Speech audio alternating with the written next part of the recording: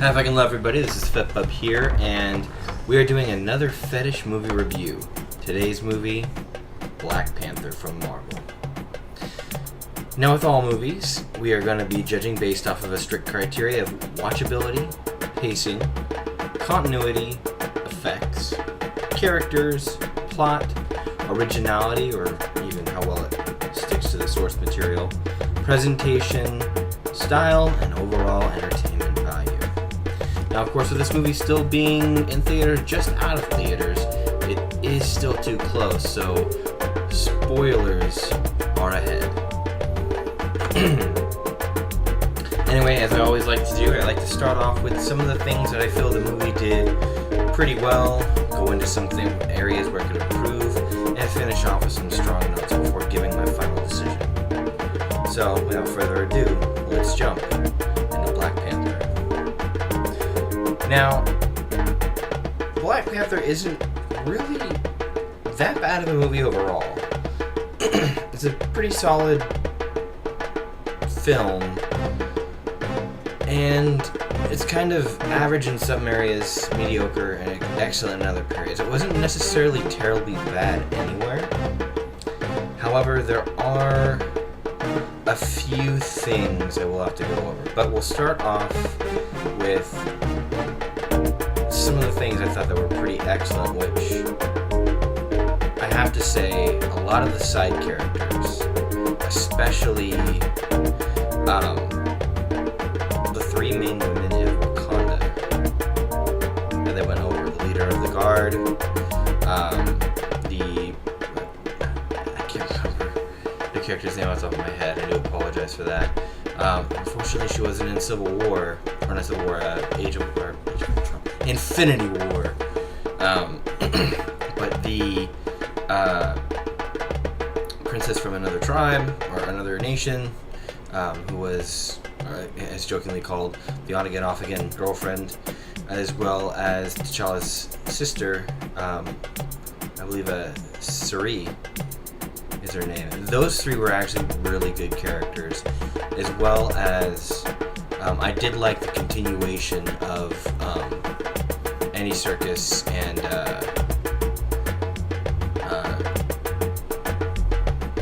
Martin Freeman's characters. I know Andy Serkis played Claw. I can't remember Martin Freeman's character either. But those characters all were actually really good. They were great supporting. Like this movie did excellent with its supporting cast, especially its more prominent supporting cast. I mean, they just had some really great talent in those positions, so that's part of the reason why. I don't feel the leads were as good, but and it's not so much to their acting, but more just the writing. But gosh, the supporting cast were, and they even had some really good potential with some of the other characters. I believe he's supposed to be was it the Great Ape or Ape Man or whatever, I can't remember his name. They changed out how he is a bit, but the leader of the War Tribe. He was still kind of generic, but even still a somewhat interesting character. And then, of course, T'Challa as a Black Panther was alright, a little bit more serious, not quite as good as he was in Civil War, but still decent enough.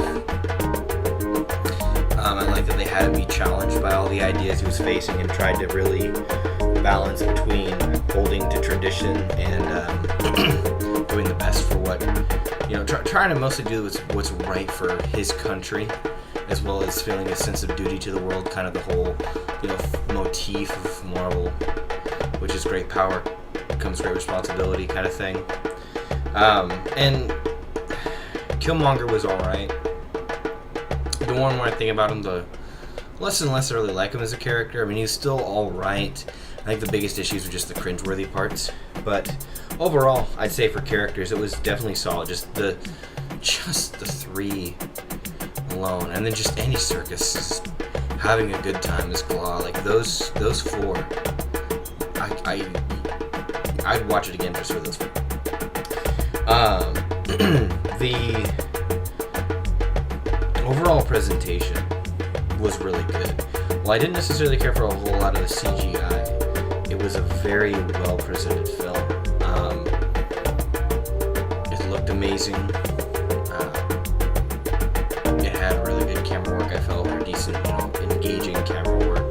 I didn't feel too bored throughout it.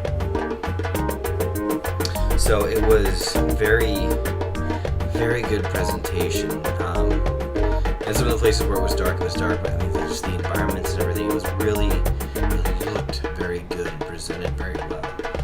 The director of photography really deserves some credit for how well this film looked. And of course, that also plays a lot into the style. The style of this was great. The music and that, trying to kind of cross in a way, kind of really trying to speak to what Wakanda's supposed to be, which is a cross of sub-Saharan African tribal traditions to not too distant future, or even futuristic, almost not Jetsons, but a Blade Runner type future. Really advanced flying cars and very sleek. 22nd, 23rd century, fantasy type. A blend of those two, and I think they did a great job with the music. They did a great job with the design, and the style of just everything really captured that. And that's what made it really enjoyable too. It was just a beautiful film to watch. Really, really nice. But of course, we can't necessarily give it 100% praise about everything. There are a few issues. One of the things is, and this is a minor thing, but the continuity isn't quite as clear where everything falls into place in the Marvel Universe and how everything plays out. It seems like it's supposed to happen. You're not clear in the beginning if this is happening, or not in the beginning, because the beginning's pretty good actually, but the first, the present day scene, when that part starts, you're not really sure if this is right after Civil War, or right before T'Challa goes back to hunt for Winter Soldier, or not, because it sounds like it isn't. But then you're wondering, okay, well then why are they doing that? But last time we saw them, Cap and Winter Soldier and T'Challa were all in Wakanda, and then now they're not, and then the continuity just seems kind of weird, almost like it's supposed to take place right after Civil War, but it's also not, but it is, and it's just kind of confusing. Where it really takes place. I mean, it doesn't distract too much, but it does a little bit when you're trying to, pay attention, at least in the beginning. It kind of jars you out of the first scene, which isn't all that great, but, it's a little issue that really does kind of hurt it slightly. May make it go from great to just good. The effects, while many of them are great, the use of CGI was way too much, and it was kind of like 2010, 2008-ish, like Iron Man, 2008 Iron Man, where, Robert Downey Jr.'s head kind of floats a little awkwardly. I mean, they even had that a bit in Infinity War, too, with Iron Man and Rhodey. Iron Man's was just way better. I think it just took a little less time in War Machine with Rhodey, but just some of that, it felt kind of, it felt like they focused too much on making it look sleek, and it didn't feel as gritty. And I think there could have been a lot more practical effects in this film, especially with how much money they probably could have predicted they were going to make, as well as how much money they threw at it. I think they could have done better with the effects. Obviously, Wakanda's gonna have to be a CGI model, and I think there's more they could have done. I think a lot of the effects when they're inside, especially when Suri is showing around, the different gadgets. And I kind of like the whole almost like a James Bond Q relationship that she has with T'Challa. I think that's really cool. I really like the relationship and everything else like that. Kind of, it reminded me a lot of other films and felt a little bit more refreshing to see some of those kinds of ideas rather than just being your typical "I'm a hero, this is all my stuff," blah. You know, having it be kind of a team effort and interactions and people relying on other people kind of a thing is really cool. But I thought it wasn't that great. A lot of the CGI was kind of standard, and you know, even in the scenes in the trailer they showed that looked like okay, still looked just okay. I mean, obviously, Claw's arm was badass, and just a lot of the better effects were in the practical fight scenes they did rather than the, you know, overdone CG stuff. And I mean, some of the stuff that's supposed to look futuristic looked futuristic and looked good. But the stuff that was supposed to look more real looked really not real. So that's where it kind of hurts there. And then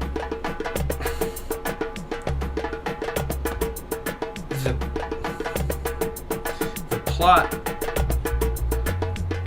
was not the best, and it kind of didn't make sense. And that and the pacing both kind of got thrown off together. I give like each one half a point, because in some parts it's really good. I'd say for the first half of the movie, before Warmonger ends up coming to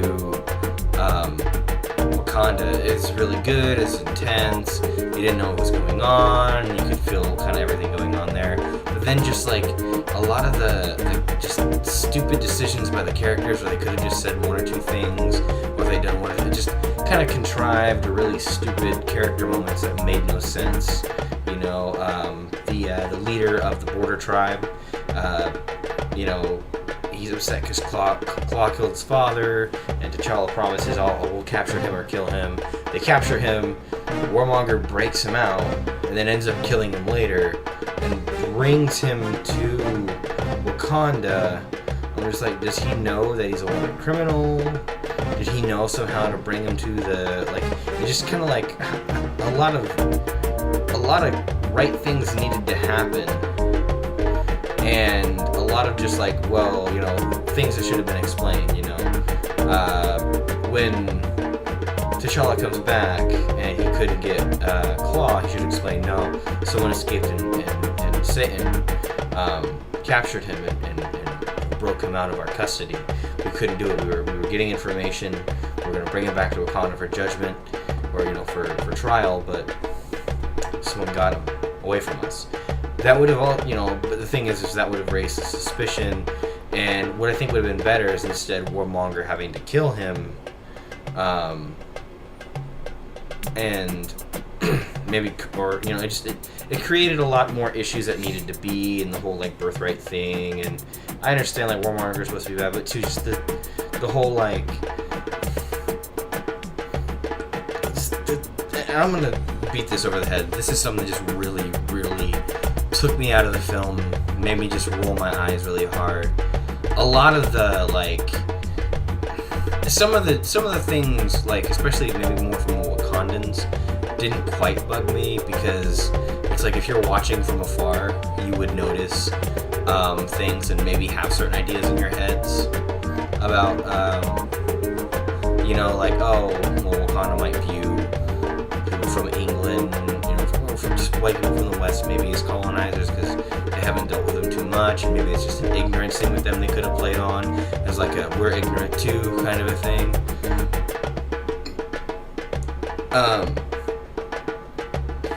But just Killmonger's over, like, and it's interesting because he's the villain, and I know they're trying to make him a sympathetic villain, but I think it's interesting because he's the villain and he's supposed to be wrong. And when it comes to his ideas, he's effectively wrong. They tried to say, well, he's wrong about how he wants to do it, and it's like, no, he's wrong. And it's a super social justice, like, you know, we're oppressed and white privilege and, you know, black, you know, it was too much of that to an extreme. Like, almost, and the ironic thing is, he was almost like, I mean, he was easily a candidate for the leader of the Black Panther Party, which is ironic because, you know, that's in the movie Black Panther. But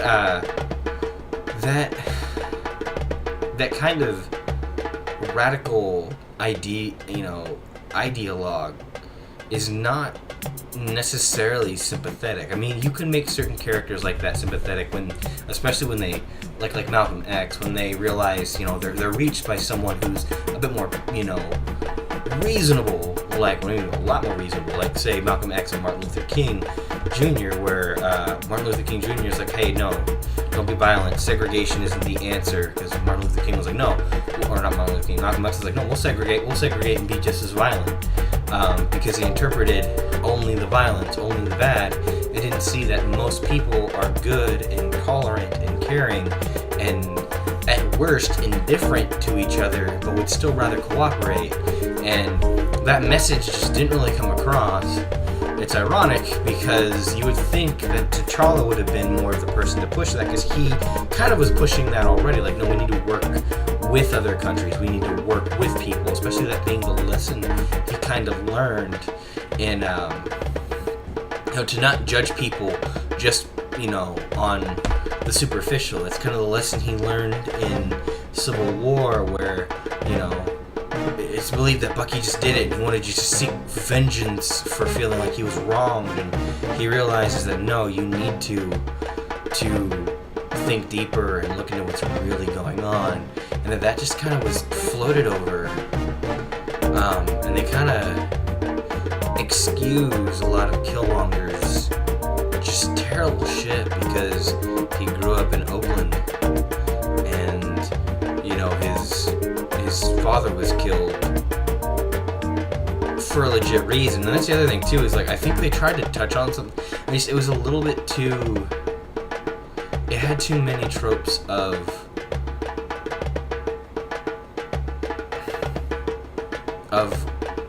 far left kind of progressive talking points, and just kind of let them sit there unchallenged as if they might be right.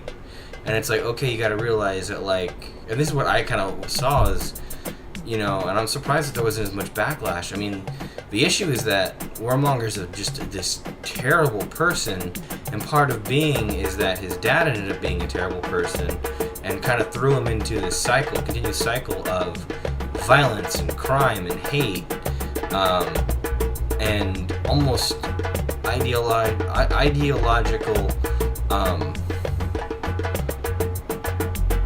collective narcissism for, people of the same race.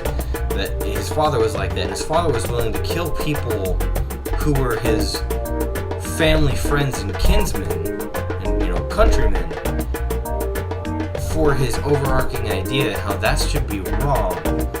And, the thing is, kind of, it echoes, things echo where T'Challa's father, T'Chaka, had to kill his brother, T'Challa's uncle, Warmonger's father, because he was trying to harm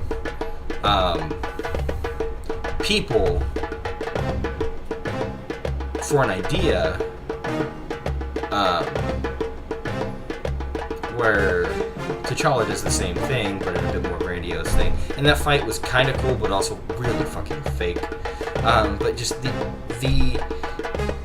it's really hard to kind of look over all that and not have it really have an effect on the movie. And it does take away, again, the plot and the pacing really get fucked, because the pacing's really good, but then once you get Warmonger, it kind of goes slow and fast and slow and fast and slow and fast. I mean, the only thing really keeping us glued are, especially once Andy Serkis is gone, are again the three main women of Wakanda,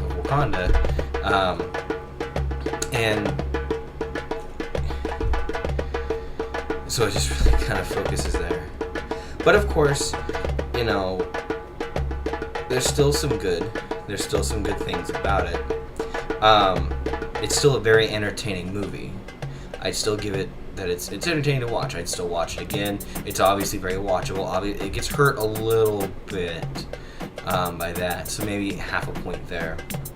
And when it comes to sticking to source material, I think it does a decent job at changing what could be changed by Black Panther, about Black Panther, while still keeping a lot of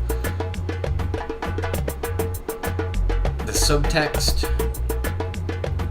and what could be important to them to make it work. They didn't quite bring up the whole vibranium causing cancer thing.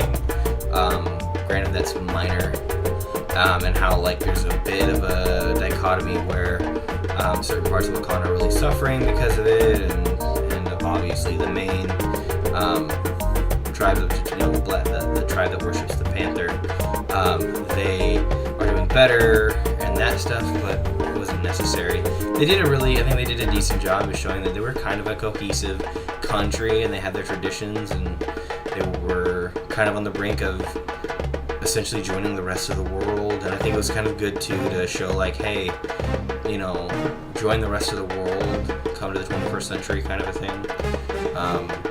Tradition is okay, but modernizing and sharing what you have with the world is a really good thing as well, because we're all in it together kind of a thing. And that was alright. I like that message. I thought they did a good job for T'Challa. He wasn't quite the same as in Civil War, but he was still definitely worth watching in my opinion. And the changes they made I thought were good, necessary, or decent enough to work. Killmonger could have been a little bit better, but I think it was good. So, with that, we'll give the final score to this film. And I'll admit, when I walked out, I felt that I did need to see a new Lion King, because I felt like this kind of matched it. There's some elements of Lion King in there that really work. Well, not quite as Hamlet-esque. It still kind of fits the whole, the brother or other royalty that is not direct heir to the throne takes over by overthrowing the current king, and that current king needs to come back and reclaim his throne with some unlikely assistance and that kind of thing. Like, I thought it was decent and definitely satisfied any need for any new Lion King for me. But the score. So for watchability, we have half a point.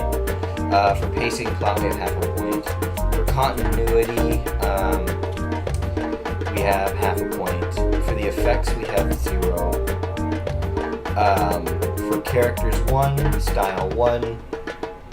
Presentation, 1. Originality, 1. And entertainment, 1. So we have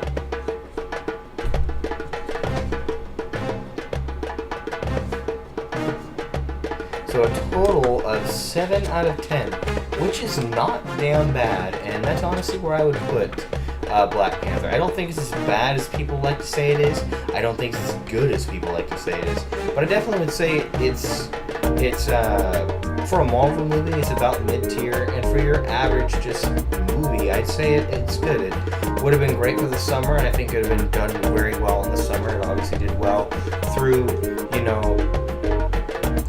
the winter and springtime, and I thought it was good there, just to kind of, it made a really good amount of money and did a good job there, performed pretty well. But yeah, I'd say it's about average. Average for movies, and that's not a bad thing. There were some things that did really well, especially when it comes to presentation and style, directing and photography. The direction itself was alright. Some of the character writing was fan-fucking-tastic, and I'm glad to see some of those characters come back in Infinity War. I was sad to see some not return, but I was happy to see some of them. And where it kind of fell behind was using too much CGI, which has kind of become a Marvel issue at certain points, as well as